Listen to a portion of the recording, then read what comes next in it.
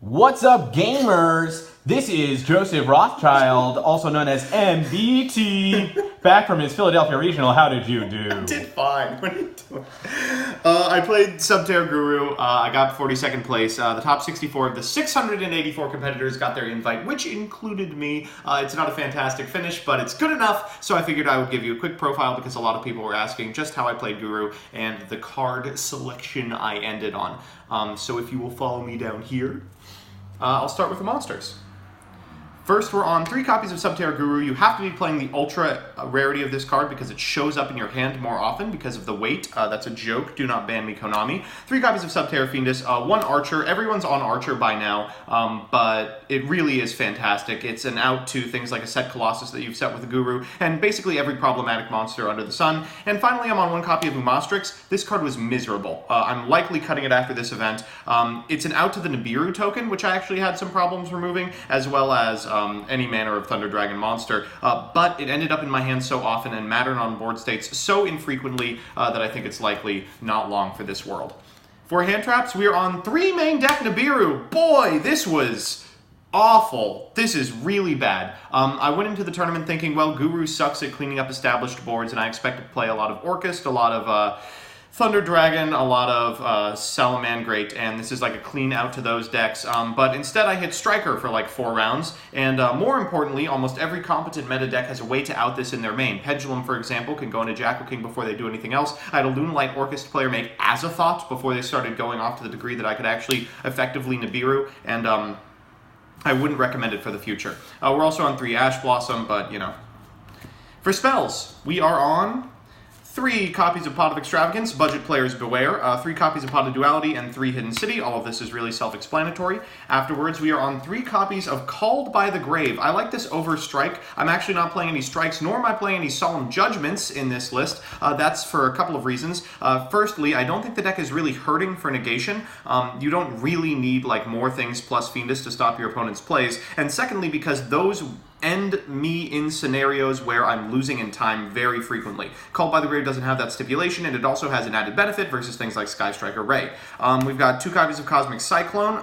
This is the flex spot in the deck. There's like 2 random slots that you don't have any card that you're playing there. I picked Cosmic Cyclone because there's a lot of spells and traps that just randomly lose me the game. I'm talking about things like Mystic Mine after it's already resolved. I actually have no out to. Multi-roll, similarly, I really can't interact with very effectively. This both banishes those cards so they can be reset with something like a Kagari, and is a clean out to basically everything else. And finally, we've got Set Rotation, Necro Valley, and Terraforming. Terraforming, of course, makes sense. Set Rotation is because I didn't want to blame my losses on not finding Hidden City. Necro Valley is my Set Rotation target, but also has applications versus almost every meta deck. I mean, it was fantastic. A ton of the time, I would just end up with an errant Terraforming in my hand at the end of my combo. I'd fire it off, get a Necro Valley, stun my opponent for a turn, and then be able to OTK them next turn.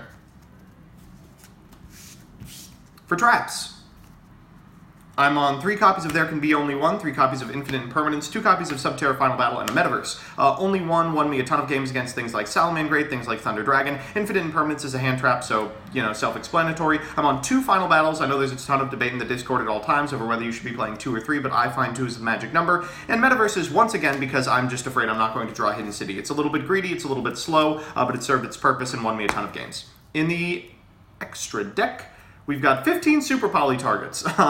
They were all relevant with one exception, which you'll see almost immediately. We have 3 Mud Dragon of the Swamp, 3 Salamangreat Violet Chimera, 3 Starving Venom Fusion Dragon, 3 Predaplant Dragostapelia for Absolute Dragon boards. What's the guy's name? Vortex. And 3 Chimeratech Fortress Dragon. Theoretically, there's a scenario where the Cyber Dragon Orcust deck ends on a Cyber Dragon and a bunch of Orcust monsters, and you just get to eat their board. That never happened to me, but, you know, in a vacuum it seems okay. Everything else mattered, came up, and was game-winning when I summoned it. And then we've got the side deck. We'll start with 3 Summon Limit. I didn't see this card at all. I boarded it in a ton, but I just didn't draw it. Routinely, I'd look at my hand and think, if I had found my Summon Limit, I'd just be winning this game, and I wasn't. 3 copies of Super Poly. Every time I saw this card, I won the game. 3 copies of Evenly Matched.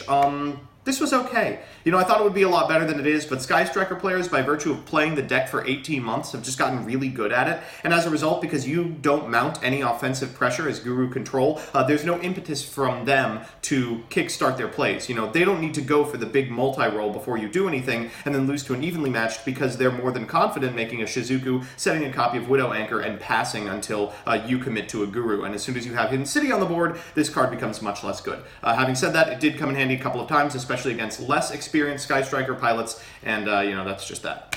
3 Anti-Spell Fragrance. This won me the game every time I saw it. Boarded it in against Sky Striker and Pendulum. And 3 Pankratops, which almost always came in when I was going second. It's a fantastic way to add offensive strength to a deck that otherwise lacks it, and out problematic cards like, what's his name? Multi-roll. As far as matches went, I went on an insane 6-0 tear, followed by a miserable 1-3 wheels fall off. For round 1, I played against Striker. This was a particularly frustrating scenario. We ended up in time. I declare battle phase with like 10 seconds remaining on the clock, and my opponent goes, and kind of strokes their chin with a set copy of Infinite Impermanence on declaration of battle. I call over a judge. The judge says, while you do have the ability to respond after declaration of battle, I will give you a 3-minute time extension. My opponent goes, well, if you're giving a time extension, I'll concede because I can't win the game from this position. If I was in my opponent's position, I would certainly have been frustrated because I personally don't agree with the call, but he took it in stride and it, netted me the game, so I can't be that upset about it. Round 2 is versus Pendulum. I won this game because of a main deck Nibiru, one of the very few matches in which it was good. Round 3 was versus Going Second Orchest. It was an extremely weird deck. It had stuff like Gizmek, but also stuff like a Cherubini engine. There was some Dragon Link stuff in there with like Ebe.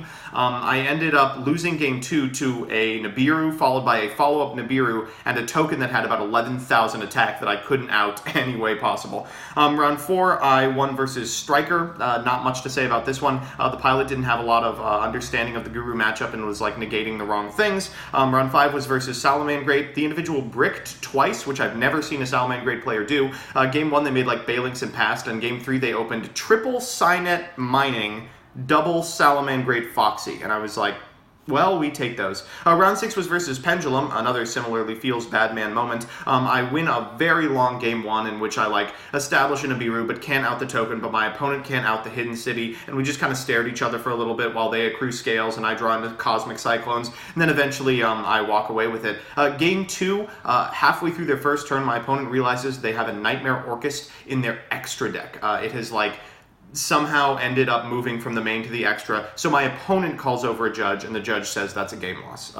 It really sucked, and I feel bad about that. Round 7 I lost. It was versus Ryan on Striker. Completely exposed me. I looked like a total amateur. I knew that he was much better than me, so I thought, I'm not going to be able to make up the skill differential. I'm going to have to go for greedy plays and high roll him on RNG. Unfortunately, that didn't work out. I was extremely punished for my very greedy plays, and I lost a couple of games. Though I did pick out one where I outskilled the hell out of him by drawing Anti-Spell Fragrance. Round 8 was versus Thunder. This was a weird one. They had a pretty good pop-off game 1 that I couldn't answer, and I sort of bricked. And then game 2, they opened double Twin Twister Imperial Order, and I can't beat that. Round 9 was versus Zombie. Shouts out to Matt Reitler, the individual playing Zombie at Pro Play Tour Philadelphia. Really cool guy, but I feel terrible. I picked up this match because I drew there can be only 1-2 games in a row, and he literally just conceded to it on the spot. Round 10 was versus Lunalight Orchest. Game 1, they set order with Nightmare Griffin after going into Azathoth before comboing off, so I couldn't Nibiru. Game 2, they drew 2 Twin Twister, and that's just the way the cookie crumbles sometimes. Alrighty, I know you just shouted out the dude who plays zombies. Sorry, I'm not good with his name. But anybody else you're trying to shout out to? Yeah, you should all subscribe to MBT Yu-Gi-Oh! On YouTube. I hear he's getting pretty close to 10k subs, and when he does, he'll finally post his nudes on Twitter.com. Nim was also at the event, Nimin, and he's already spoiled it himself, but he did in fact get his invite with the deck, so look out for the next episode of Sealed Only. And again, big shout out to Matt. Really cool guy, took the loss in stride, but it was an incredibly feels bad man game for both of us to be in our go round and him just to hit the deck that's playing main deck. There can be only one. But that's it.